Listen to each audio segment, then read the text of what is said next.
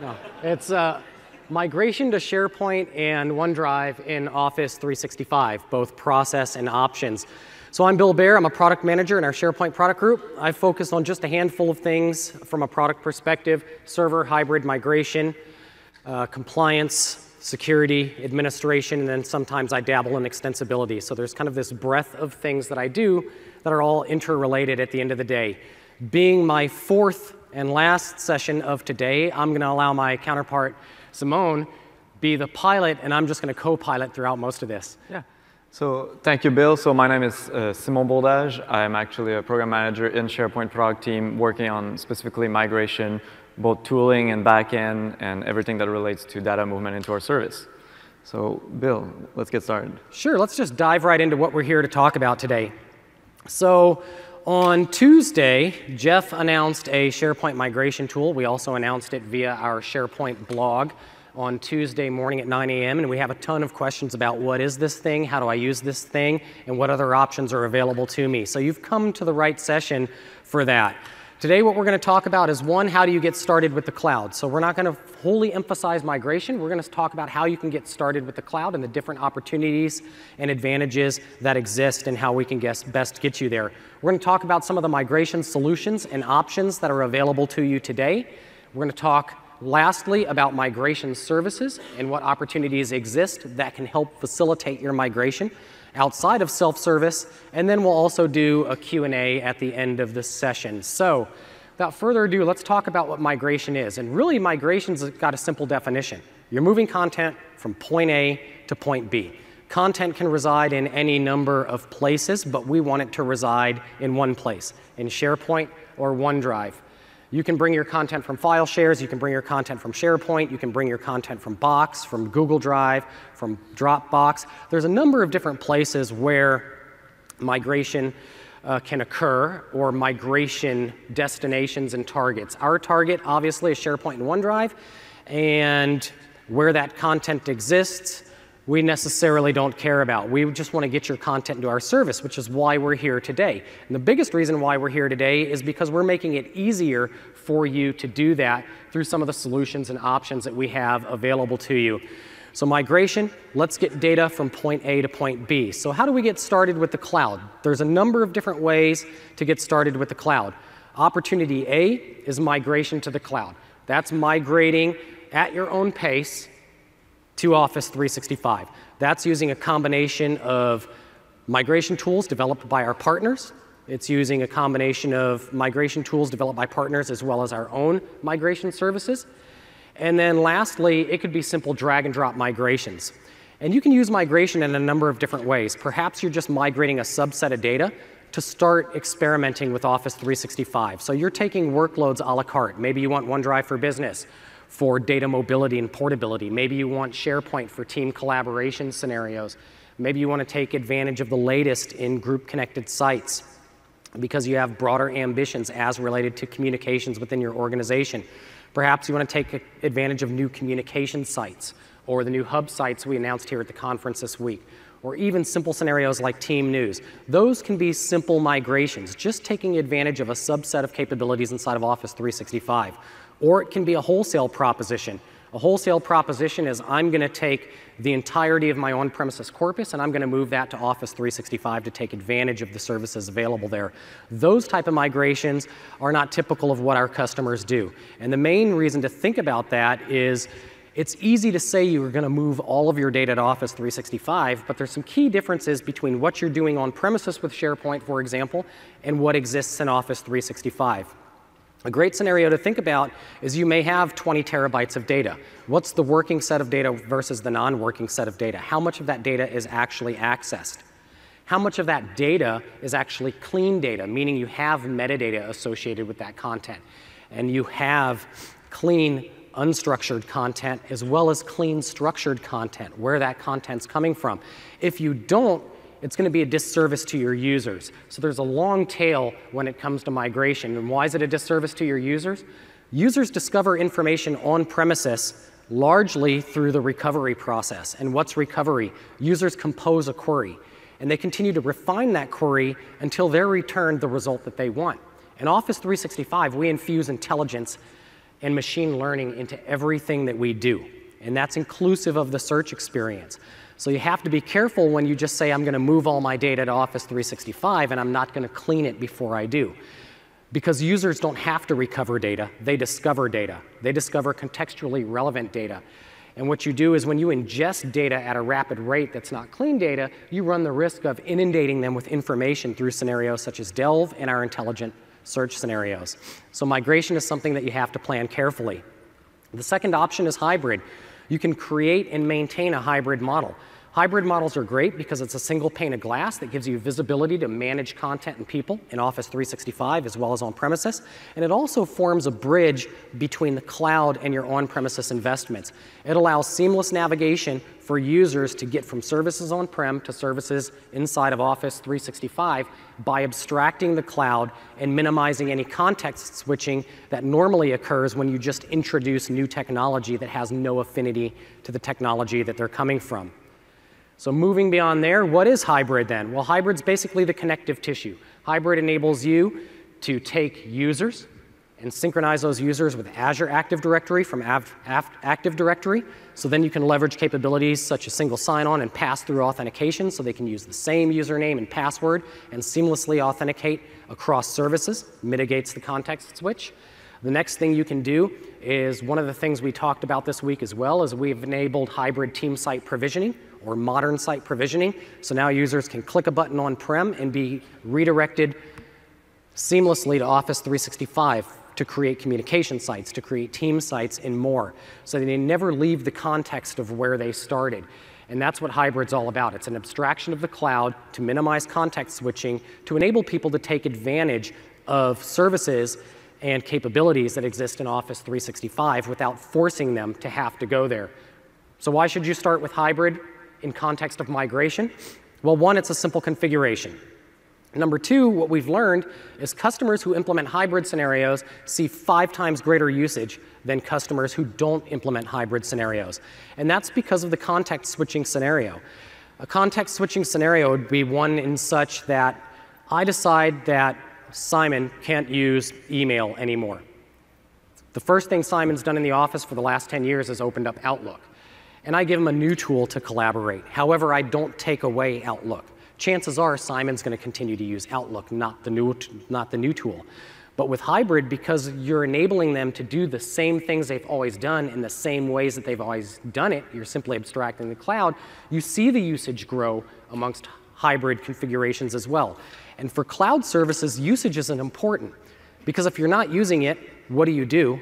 You turn it off. So usage is important. You want it to resonate with your users. The scope of hybrid capabilities is pretty vast. This is a diagram that I like to call the cake. At the top of the cake, or the sandwich, we have app discovery. Simple hybrid scenarios can be implemented through our app launcher. It provides a unified navigational aid to span and access services across both cloud and on-premises. So you can configure a hybrid app launcher to bring in services from Office 365, such as video and Delve and SharePoint and OneDrive for Business. Those are the applications themselves. Yammer, Office 365 Video, Delve, sites, both intranet and extranet, as well as social conversations via Yammer. All of those are the applications themselves. But once you have applications, that implies that you also have data. Applications host and consume data.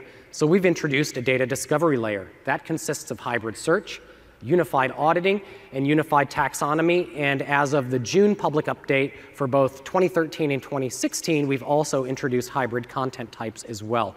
So now you have the ability to leverage content types. Now I bring up this slide because there's one important thing that we need to get to before we jump into migration. The first recommendation I always make when people want to migrate using our tools or somebody else's tools is to configure hybrid taxonomy. Why? We talked about this in the hybrid session earlier. Assume I create a term on my on-premises, in my on-premises term store, and that term is Ignite. Well, most people assume, okay, well, when I migrate to Office 365, I'm just going to recreate that term. I'm going to create a term called Ignite.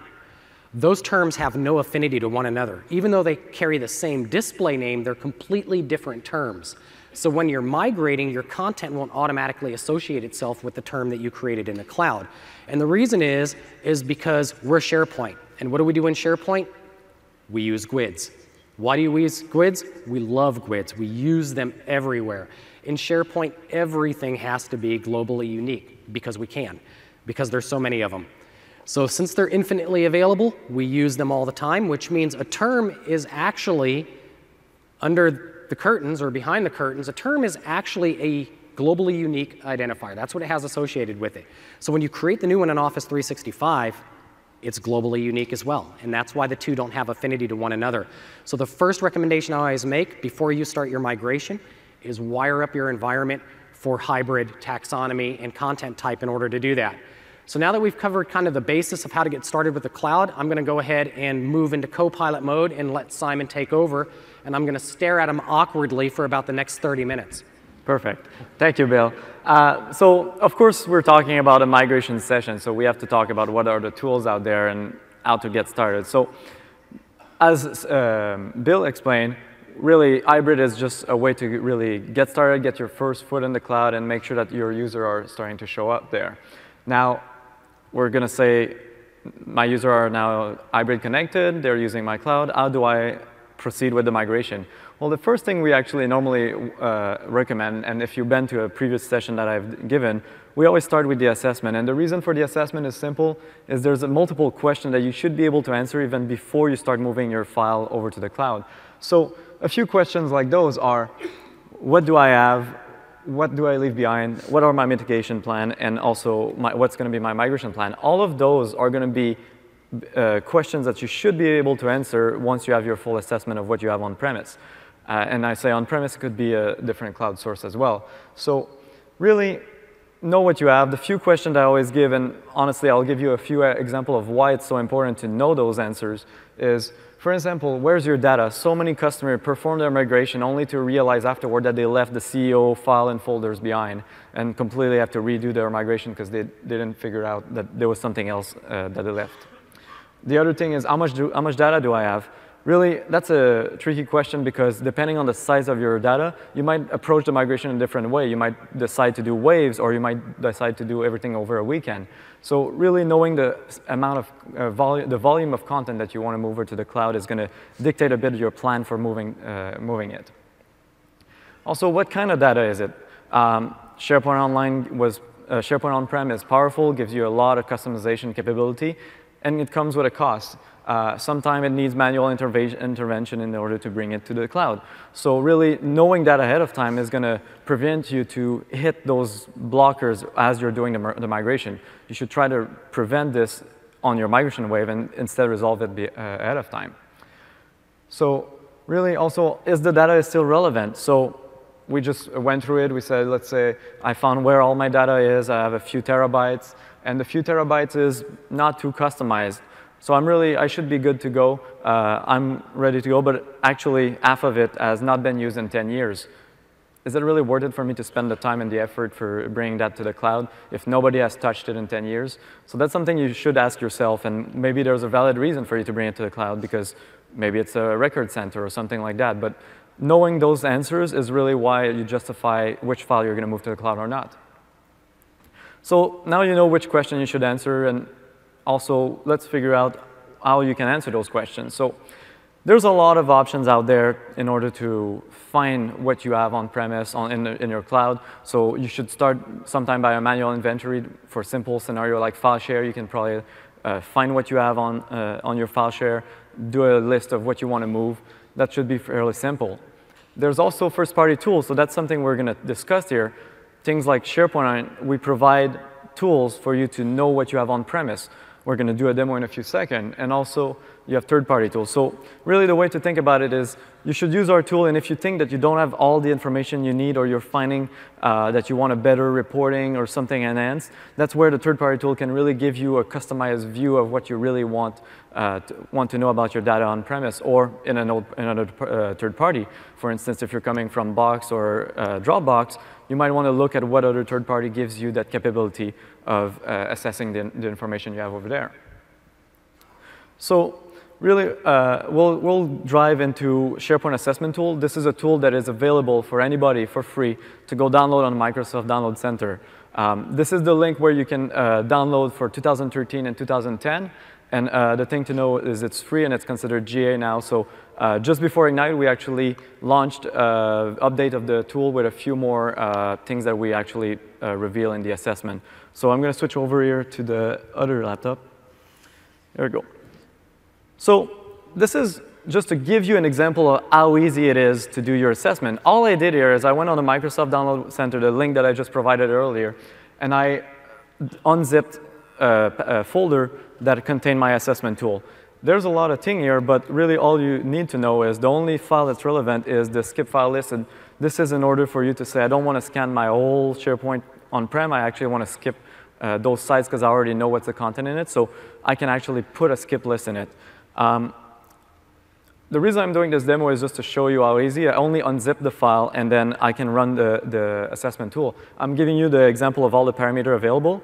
In my case, I chose 8-thread, which is the T8. You can decide to put in a lower if your SharePoint on, farm is very used or very utilized. You can decide to use it only 2-thread to make sure nothing is going to slow down your user's interaction.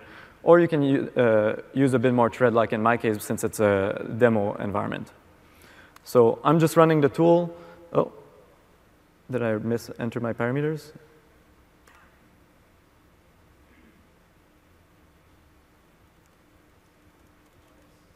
There we go.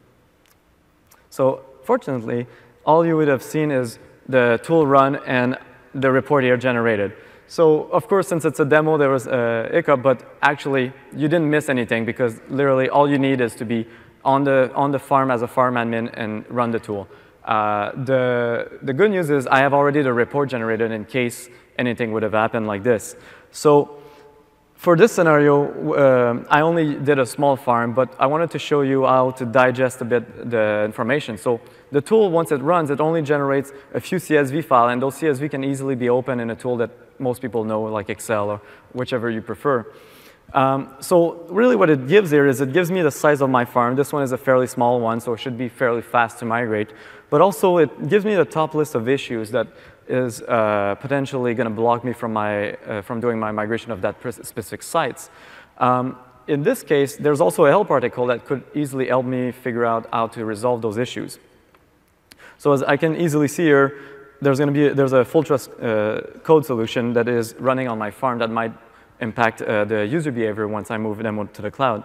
So let's find which sites are actually impacted by this. So here I have in this here, I have a list of all my sites with all the content and a lot of rows. And since it's Excel, I can actually filter it the way I want, find everything that I care about. Maybe I can filter some sites out or some things that I might not care about, like the checked out files. If those checked out files are things that I don't need to move over, then I can perform my migration without any issue. For instance, here, there's a detailed report for each of those search that we do, and one of them was a checked out file. So here I actually have a list of all my checked out files with their sites, who's the site owner, the site admin, the size of the site, and a bunch of other setting on it. So at this point, we'll go back to the slides. So is the slide switch? There we go. So at this point, this was just a quick demo to show you how easy it is to just run a tool, figure out what you have. It shouldn't take you a long time. And now you're armed with this information that you can know what to move to the cloud. The thing that I'm happy to announce to you is there's a bit more updated functionality that we did when we were talking about migrating to a service. So there's new limits that hopefully will improve your experience when migrating to the cloud. So now for one file, you can support up to 15 gig into our service. So when I was talking about earlier, when you do your assessment, knowing if there's files that are bigger than 15 gig is actually something you should consider. The pound and percent character are all also supported in our service. So this is another great news for customers who add those files in large volume. And also, max path is also increased to 400 character. So really, those are just things that we keep doing to help the migration go better, because we know from whatever source you're coming, those are potentially things that were going to impact your migration. So knowing this is a good news for being able to make a plan on how to move to the cloud. So at this point, you're really ready to say, I know what I'm going to leave behind. I know why I'm leaving it behind. I know what I will be migrating. I know how much of it, so I can plan how long it's going to take me. And I know what I'll have to rebuild. Say if I have my full trust code solution that I saw that impact all my sites, I might want to rebuild that one because it's fairly used. So let's go talk a bit more about tools. Everybody is waiting to hear about which tool should I use, and that's a great question. Actually, each migration is a unique need, and really the reason we focus so much on the assessment is because that's really what's going to guide you toward what tool you should use. You've probably seen different versions of this triangle in different sessions of people talking about migration or not. The really important thing to understand here is most of your most of your content normally is something like files and folder, maybe with permissions on top. And from whatever source you have, you most likely have some of that. Those are normally the easiest piece to move over. So that's why you have a reverse triangle there where you say, most of my content will move to SharePoint Online or OneDrive for Business fairly easily. But things like features, like workflow, might be a bit complex. So not all tools will support that, and now you have to figure out, do I want to use third party or first party? Does it cover what I need? And that's why you should know what you want to move and what you don't want to move. This is where we bring the list of this. We have an amazing community. We have a lot of different partners out there. We work with them. We make sure that they're able to do what is blocking their customer. Now, of course, you should look at their service description or their product description and find which one fits best your need based on your assessment.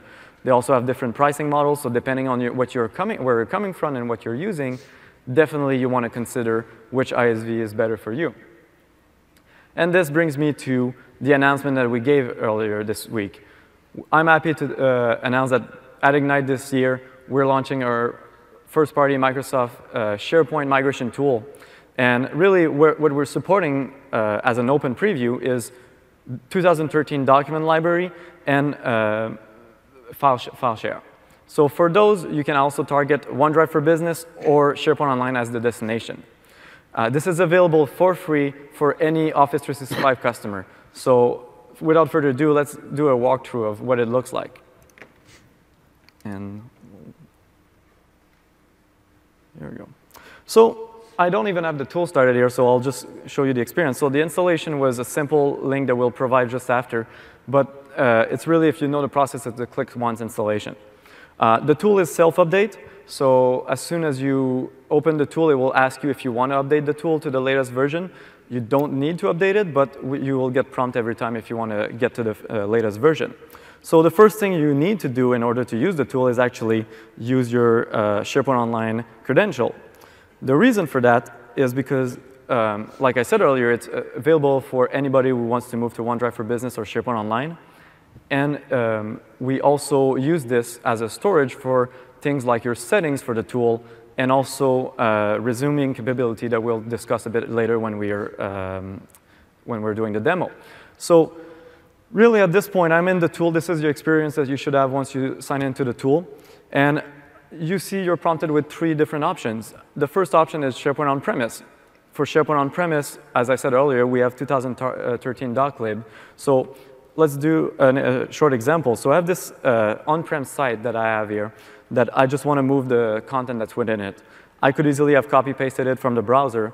And the thing that is happening here is because I'm not hybrid connected, I actually have to prompt and enter my on-premise credential for the first time. The good news is, for this session, we save the credentials as long as you keep the tool open. So here, I should authenticate, and here we go. So what the tool did is, for this specific site, we crawled through and found all the document library that the tool supports to move, and we actually pre-selected the document ones because that's the most common one. I could have easily picked a different one. And then I can also put my destination here, that is my travel report on SharePoint Online. So same thing here. As soon as I input it, the tool actually crawls and finds any document library that my team site has and give me my list here. So I could have picked a list, but I'm keeping with document library. So permissions, this is important for people who can migrate what. So what you just saw here is I had to input my credential for the on-premise environment. I needed to have read access on the source, and I need to be the site admin of the destination. So for any person who creates a team site, you're normally the site admin, and also if you're OneDrive for Business, you're normally the admin of your own OneDrive for Business. So let's do an example on OneDrive for Business. I also have a file share system. This could be a remote file system or just on my local PC. In this case, I want to bring content to my own OneDrive. So what I'll do here is I have this file system that is just on my desktop. I'll again put my OneDrive for Business URL, and then it will automatically find my document library. Now, for OneDrive for Business, it's fairly simple. We normally recommend to just stick with documents. So at this point, I have already set 2 things that I want to migrate to the cloud into the tool. This is fairly hands-on, and I've just done a few just to show you how easy it is for anybody to move its own personal content. I could also be the tenant admin that want to move it across multiple users. So if you see at the bottom here, we have this save tasks to CSV. So if you only have a few, like 20 of them or something like that, and you want to prepare it ahead of time and use the tool to easily create that CSV, you could populate this list and save it so that whenever you're ready to do the migration, re-enter it into the tool. So you see this, when I add a task, I can see CSV for bulk file migration. We also provide a sample CSV, so you can programmatically populate that CSV and plug it into the tool. So this is really where the automation capability starts to come into play. And then you could easily see how I could put 500 of those OneDrive mapping of file share into a OneDrive user. So I'm not going to do it here, but you could easily, there's a help article that explains how to create the CSV and how to populate it. So what it would happen is your full list would be populating in the tool. So the tool is really easy to use, as you saw, and we try to make it friendly to easily start your migration. So at that point, it's very tempting to just click and start migrating. The one thing that I'll do here is I'll just show you a bit more of hidden power that we have added to the tool. So this is the setting option that is at the corner of the tool. There's a lot here to digest, so we'll just start with sections. So the first section is if you only wanted to actually scan your content and see what could actually move to the cloud. So for instance, we talked earlier, those 15 gigabyte files. What if I wanted to scan this CSV that I created and see how many of those 15 gigabyte files are there? So this would generate a report and tell me where are those files. There's also an incremental option. Incremental is a way for us to allow you to do a second pass on your migration. For instance, we were talking about size earlier. If your size of your corpus where you want to move is in the terabyte, multi-terabyte range, and you're not sure how long it's going to take, it's possible that some users might interact with those files as you're doing your migration. So really, the incremental, we'll show a demo just after this. And the hope here is you can do a first pass, let your user keep interacting and do their day-to-day life and work, and at the end, do a second pass with a shorter window and do their full transition to the cloud.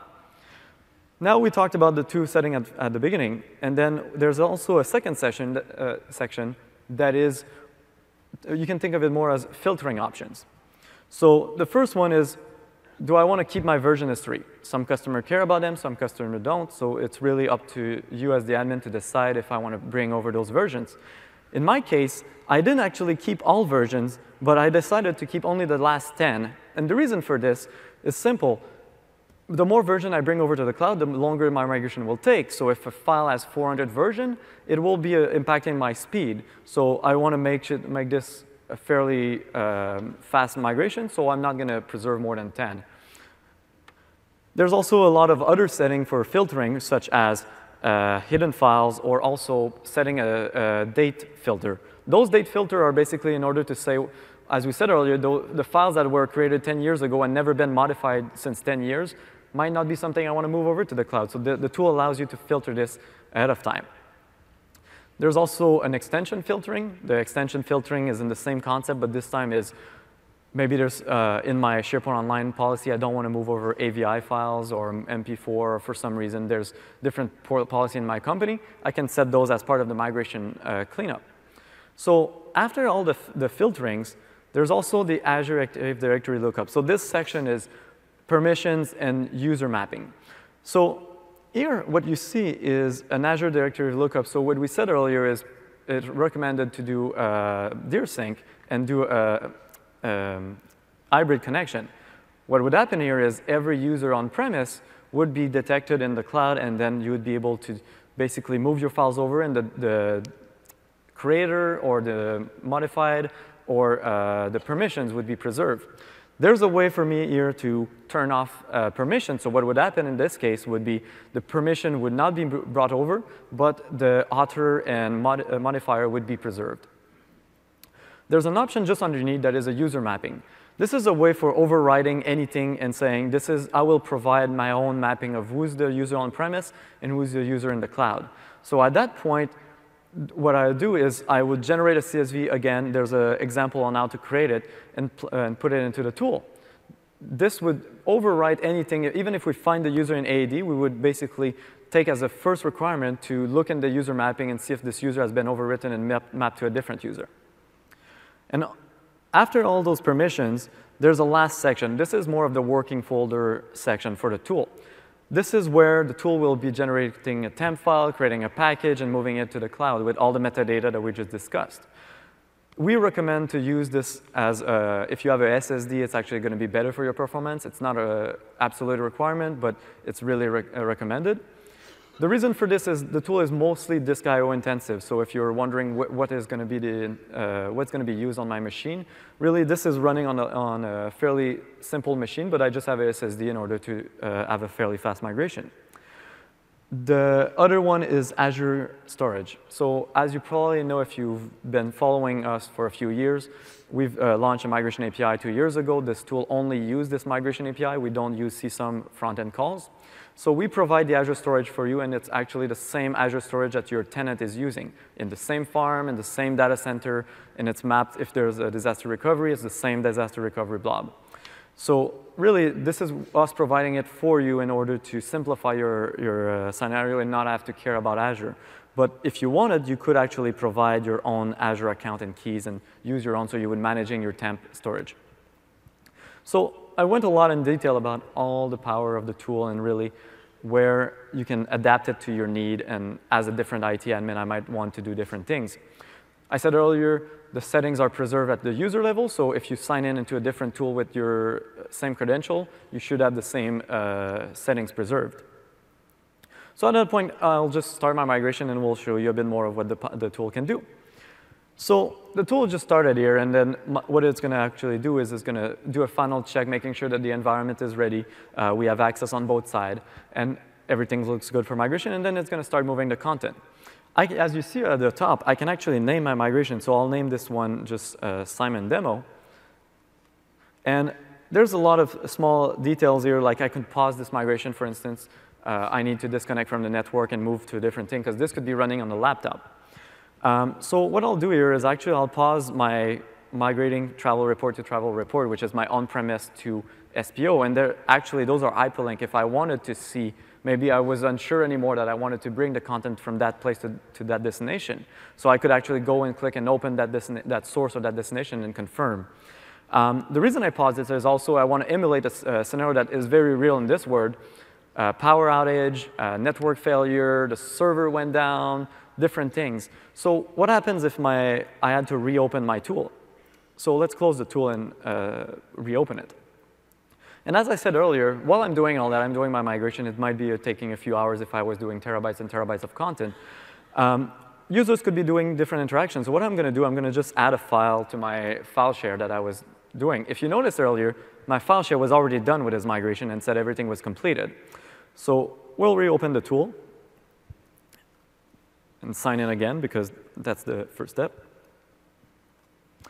So what is happening here is the tool is actually looking what the state was saved in SharePoint Online and making sure that everything was completed before the migration tool was closed. What is happening here is the migration tool noticed that there was something that was paused, or the tool had crashed, or the server was an intermittent failure. So really, it allows me here to say, oh, maybe I want to start a new one and start over, or I can actually resume this one that I was doing earlier. So I'll select the same one that I want to do earlier. And as I said in the beginning, we preserve the credential only for on-premise for only the duration of the tool that is open. So since I closed the tool and reopened it, I need to provide my password again, but I didn't need to input my username because the username is the one that was associated with that migration. So at this point, I'm reconnecting to my on-premise server. This could have been from a different laptop as long as it has access on both the source and the destination. And what it's actually doing here is, even though the file share was completed, it's actually doing a last crawl and making sure that no change happened because we selected the incremental option. So since the incremental option was enabled, the file share system noticed, oh, we have a new file that was added. Or this could have been a file that was modified. That's another option that was available there. The one thing to know is if a file was deleted, we don't go in the destination and delete the file. So the tool never deletes anything, but we will do incremental pass and move over the latest version when we see a new version. So at this point, the two paths for my on-premise and my file share both completed successfully. I'm prompted to say if I want to keep this migration for future or not. So if I say no, the tool assumes that you will not do this again and everything is well. If you select yes, actually the tool will preserve this. And similar as I just did earlier, you could close the tool and come back and say, I'm going to do a last window in the weekend and do a last incremental to see if any change happened before I cut over my user and move them to the cloud.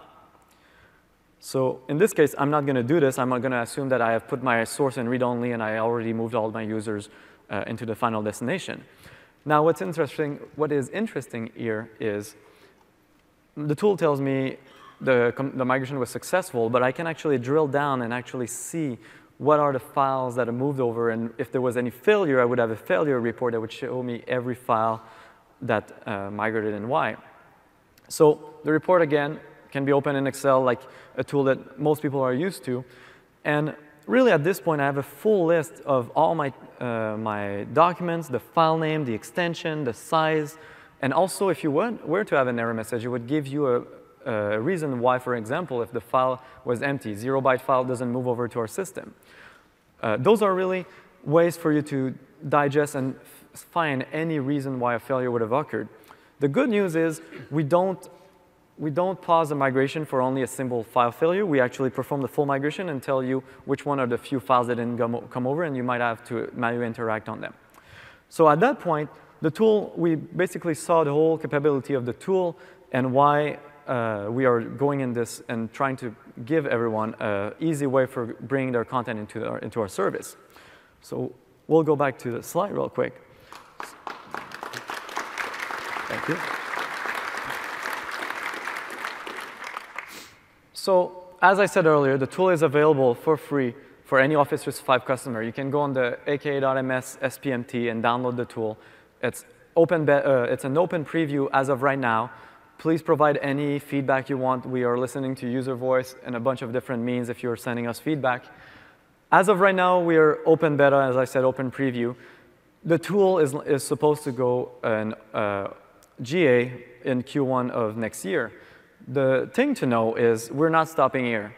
So we are giving you a first entry-level migration for file share and for SharePoint. Now, we want to expand that scope and bring over lists, because we know if you have a SharePoint farm, this is something that is very interesting for you to bring over to SharePoint Online. And then as part of that, we also will go back to 2010 and 2016.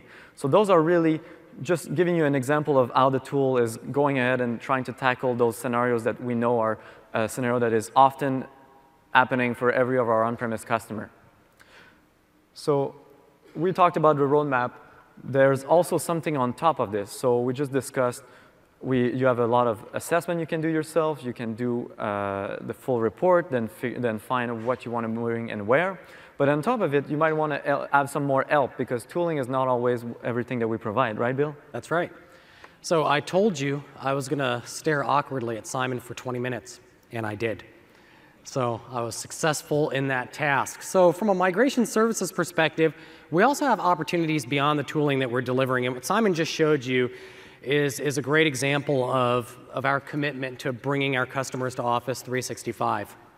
So our commitment doesn't end at just delivering great value and features within the service itself. Our commitment also includes helping you get there in a cost-effective way. And the best part about the migration tool, it's fast, it's simple, and it's free. And again, you can get it from the URL that Simon shared on the screen and start using it today. So another thing that you can do with the tool is, as Simon mentioned, file share migration. File share is a pretty broad definition. So I have the Box Sync client, and I have a Box folder. It's a path. It's an addressable path. I can actually point the tool at that, and I can move content from there. So it doesn't have to be the traditional IT definition of a file share. So let's talk about migration services. What does that mean? So from a migration services perspective, we also want to help you get to Office 365 in a number of different ways, and this is a pretty bright slide. I didn't create this one. It's actually my first time seeing it. So from a migration services perspective, we have a lot of different migration services out there, including tool sets that we showed you today. So we have the SharePoint Migration Assessment Tool, both for 2010 and 2013. That'll help you identify and remediate issues prior to committing yourself to the actual migration itself. It's also a great tool if you're just moving version to version as well. So you want to move from, say, 2010 to 2013, and you want to take advantage of hybrid and migration. So your strategy is getting on a supported version of SharePoint that's still within the lifecycle boundaries, and at the same time taking advantage of hybrid migration. So that's kind of the path or directionally what you want to be able to do. The SharePoint migration tool can help there because the issues it identifies in 2010 are going to be the same issues that are going to complicate your migration to 2013 as they would to SharePoint Online. So you can instrument this thing in many different ways. I've seen customers use it as an inventory tool. I've seen customers run the SharePoint migration assessment tool on almost a daily basis so they could diff to see what's happening. So there's lots of different migration services out there. And the other thing we have available to customers is fast track migration to OneDrive and SharePoint. So we have free migration services for qualified customers to bring them to Office 365. And fast track goes beyond just delivering migration services. So I know when most people hear fast track, they hear moving data from point A to point B, but Fast Track has unique functions within it itself. Fast Track does a lot of work around usage and adoption. So their goal is not only to help you get to Office 365, but to help you succeed with Office 365. When I talked about hybrid earlier, I talked about how a hybrid environment sees 5 times more usage than a non-hybrid environment. Well, usage is important, and Fast Track is designed not only to get you to the cloud, but make sure that you succeed with the cloud by driving usage. So they'll give you planning guidance, they'll give you adoption guidance, as well as help facilitate your migrations. They'll help perform content assessments, as well as planning and preparation guidance that they'll deliver to you as a customer. They'll help you with your content migration. Testing and support and infrastructure and licensing are included at no cost as part of this service itself. In addition to Fast Track migration from a SharePoint and OneDrive perspective, what Fast Track can also help you do is deliver hybrid capabilities as well. So in the beginning of the conversation, the reason we emphasized hybrid so much is because it has a unique affinity with migration. So hybrid can be enabled by Fast Track for you as a customer, as well as helping you facilitate the migration itself. So Fast Track can be your one-stop shop for onboarding and delivering success to your organization through the migration process. So in addition to Fast Track, you can learn a little bit more about some breakout sessions that are related to the topics we talked about here today. So there was BRK2228. I see some familiar faces in the audience, so you saw me an hour ago at that particular session. So that one has ended, but you can take a look at the recording. We also have BRK2228, which is moving your data to Office 365. And then this morning at 9 a.m., I covered SharePoint Server 2016 Feature Pack 2, as well as a sneak peek into SharePoint Server 2019. So for those of you that are committed to remaining on premises for a variety of reasons, but you still want to migrate a select set of workloads, that commitment to on-prem exists with us, so you can continue to commit yourself to on-prem as well. So there's a number of different sessions where you can learn more. So from a next step perspective, we have several upcoming events. And as Simon showed the roadmap for the SharePoint migration tool, these are all stop opportunities for you to learn about the incremental improvements that we'll be making over time. So there's SharePoint Unite, which is in October. That's in the Netherlands. There's the European SharePoint Conference, which is in Dublin. I love Guinness. There's SharePoint Fest, which is in Chicago in December. Bring a coat. There's SharePoint Saturdays. It's almost weekly at any city near you. There's our tech summits, which are free from Microsoft.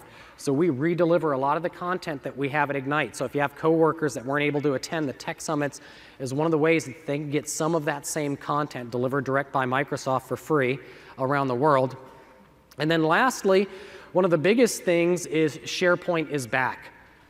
And the easiest way to know that SharePoint is back, SharePoint Conference, Las Vegas in May. So that is probably one of the biggest achievements for us.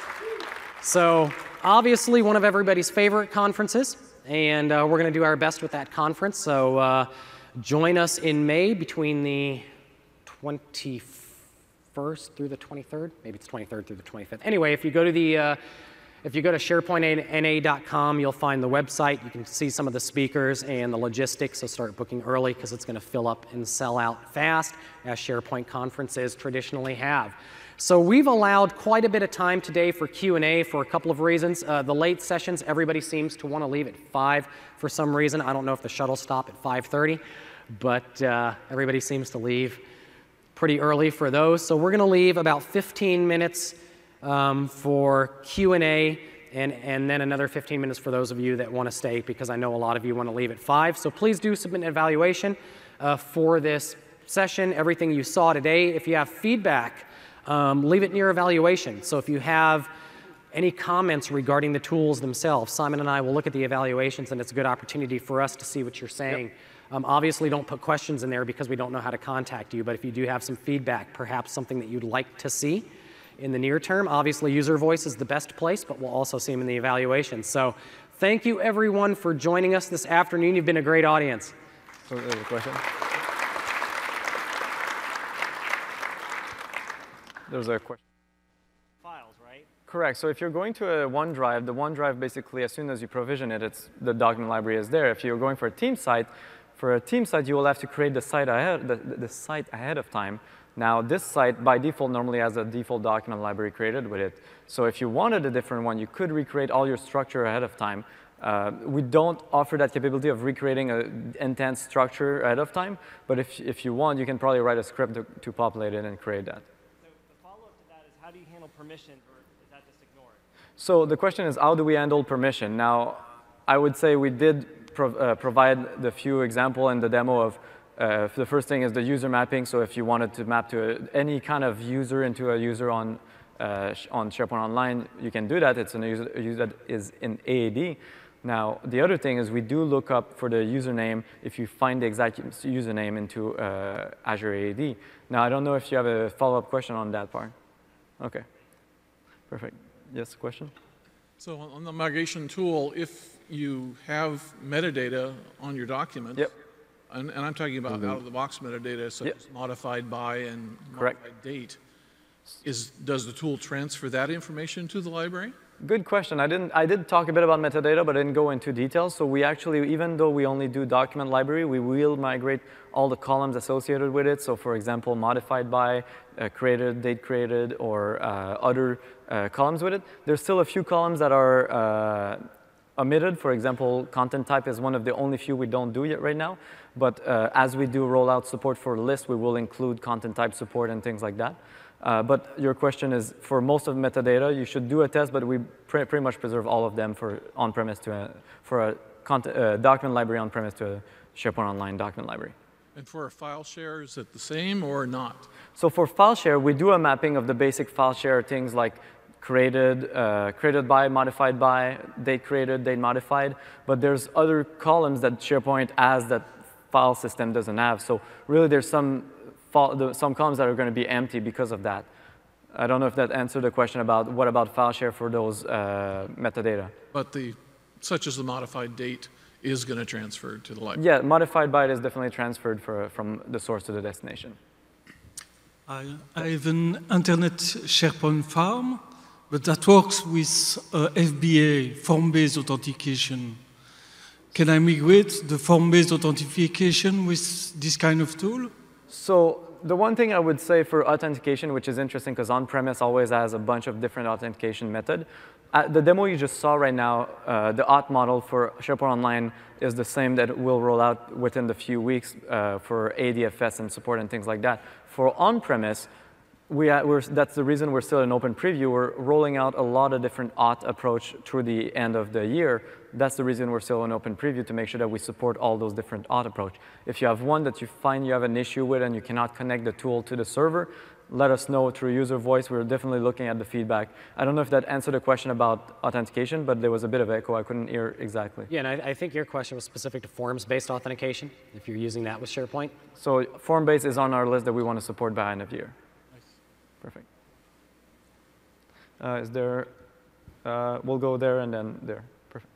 All right, so as a customer that was planning on using Fast Track for OneDrive migration, this is incredible to see. They lacked the ability to do an incremental, but there were also other limitations. So I wanted to know how the limitations of this tool compared. 400 character file limit, which was recently extended from 256, file size, and then certain file extensions. So today I just talked about the supported capability for 15 gigabyte, the 400 character path length. This is going to be available through the tool. There's some of those features that are still rolling out for your tenant. For example, special characters such as pound and percent is enabled for any new tenant, but if you're an existing O365 customer, you still have to turn on that feature. It's slowly being turned on, but it's something that's rolling out as we speak. So we have to go really feature by feature and find those, but that's an example I just gave you. As far as Fast Track and what they support versus what support, the thing to know is even though this is an open preview tool, they are using it as a production tool in the back end. So they're really being our first customer using it in production, making sure that everything goes well. So any improvement that we do, things that we find through Fast Track is reflected and improved into the tool. So really that gives you the option to say, I can either use the tool or use a service such as Fast Track to help me through the migration. I don't know if I answered completely your question, but there's a lot of small detail. You can maybe come at the end and I'll go through the specific ones for you. Thank you. So it is the same tool then? Yeah, specifically for file share, this is the exact same tool that they are using. Great, thank you. Sorry. There was a question over there. I want to do a loop. Was there still a question, or? No, that was basically the same thing. It confirmed that the migration assessment tool, any of the issues that pop up in there, you would still want to either look at third party or any other kind of remedies before you do the migration. So that's. Yeah, perfect. Awesome. Yeah, so that's definitely for that. Yes? Did I understand correctly when you said that from a file share perspective that anything that's path-based like Box or Dropbox or Google Drive, that you'd be able to migrate from that as a source also? So the thing that Bill explained earlier was most people sync down their content into their computer. If you sync it down, you can either use our sync engine, which does basically redirects it to the OneDrive, or you can use this tool if you want to force it down and make sure that if, let's say, an admin would have access to those machines and then being able to bring the content over for the user. So really it depends on what access you have on those devices and a bunch of other complications. We're definitely not selling it as a Box migration tool because we don't go fetch the content directly from Box. But if it answers your question, if the files is on the computer synced down, we will bring it over. Thank you. Yeah. There was someone waiting there for a question. No, we'll go back there. Okay, so my question is, what do you recommend migrating OneNote files? Because Fast Track says they don't handle it properly, and also we tell people don't drag and drop because there's a possibility of corrupting the file. So what's your recommendation? There's a setting that I didn't talk about that was over there, and probably some people noticed. The question is about OneNote files. So we are definitely fixing the problem for OneNote upload. The problem was the way that upload could be uploaded to OneDrive was causing some failure. Fast Track definitely ran into that, so that's why on the engineering side we are fixing this. Right now there's a setting to not move the OneNote until we save that, but those are the kind of settings that would disappear as we fix that problem. Okay, thank you. No worry. Yes? Yeah, so I just want to confirm, so when you have a file server and you want to do, like, pre-stages. So you do all the files in one shot, and then you want to like let it go for a week before you actually move everybody over. You'd switch it into your incremental. Yes. And then you'd let it go through one more pass through that same settings it had originally. So the question is about incremental and a bit more detail on how that works. So the demo you just saw today is our first version of incremental. There was a setting that I turned on to say, yes, keep incremental and do a second pass at it. As we do future improvement, if you were to completely remove this from your saved list or saved task and then start over from scratch, we are looking in the future as saying, even before doing a first pass, we would scan the destination and see if anything is there and not move those files for nothing. So we're going to improve the experience, but for now, the setting is there for you to preserve basically a session, and then we have basically a save state and do only the incremental of that. So I don't know if that completely answered your question, but I think so. So we would let it run, yep. and it goes through everything. Let's say it takes a couple days, yep. and we're planning to cut that customer over 2 weeks later.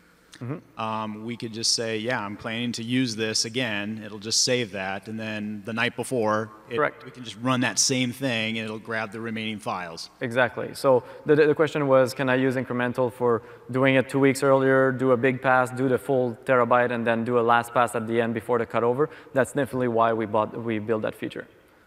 Okay, the question over there? For managed metadata columns, does the tool create new term sets, or can it map to existing term sets? 2 questions there. Does the tool create managed metadata term set, and does it map to existing ones? So as we are going toward less support, we are definitely going to be improving that scenario. For now, the managed metadata has to exist already. We are going to add them as part of our list support, basically. Another question. Yes.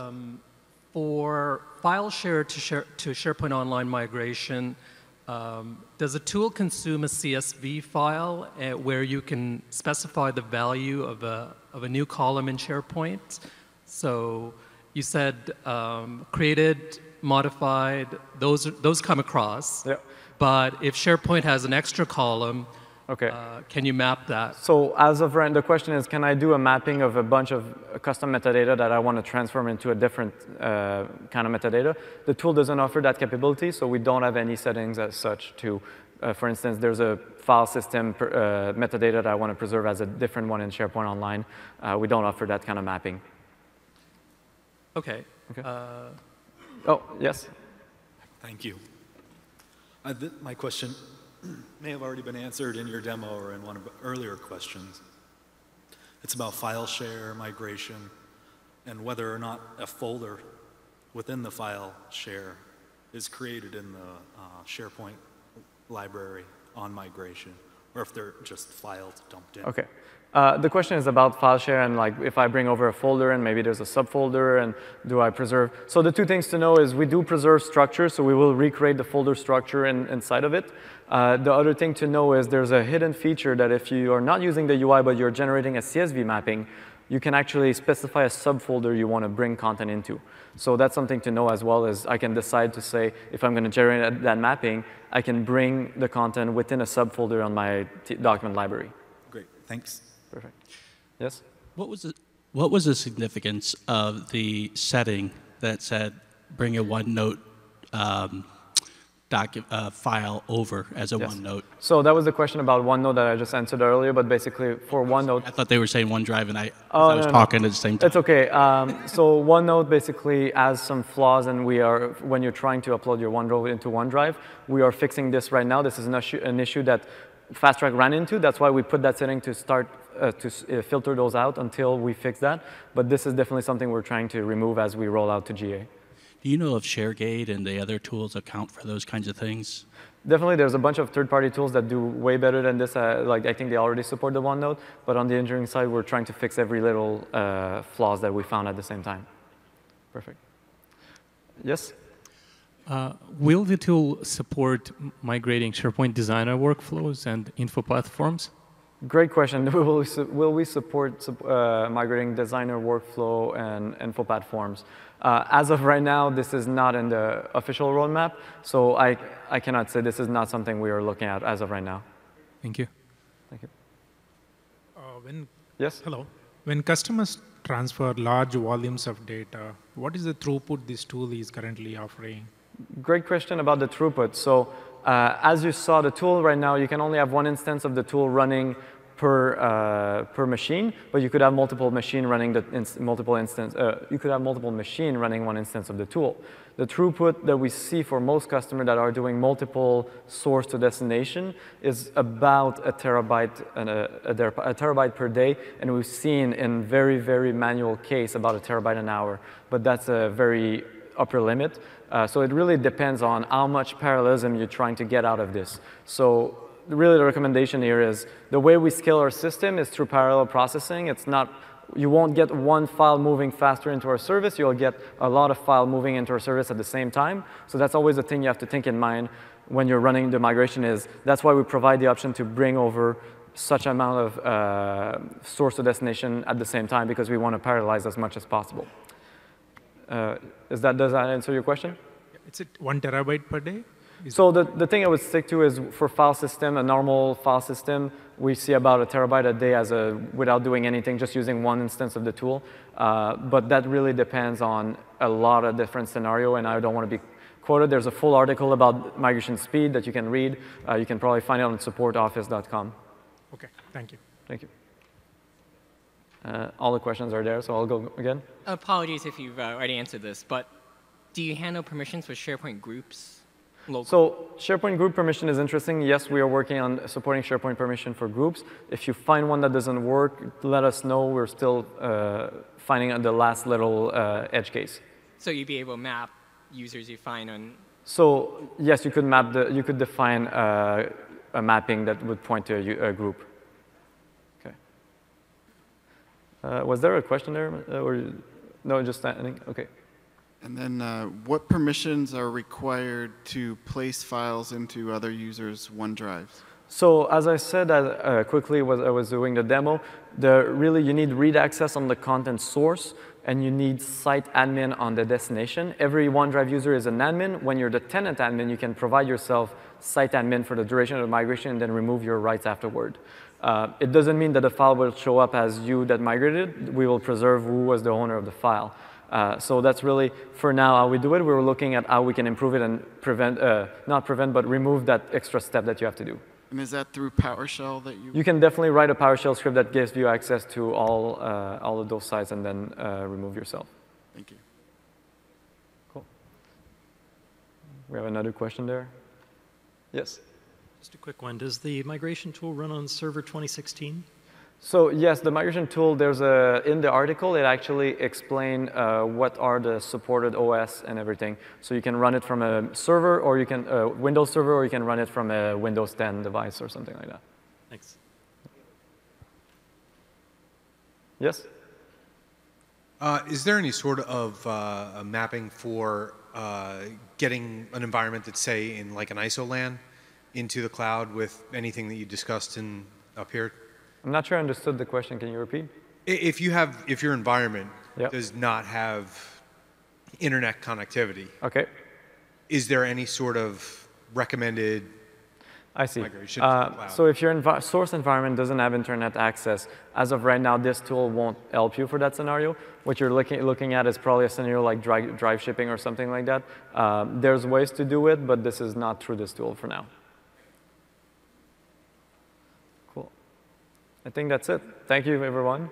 If you have more questions, I'll be here. Thank you.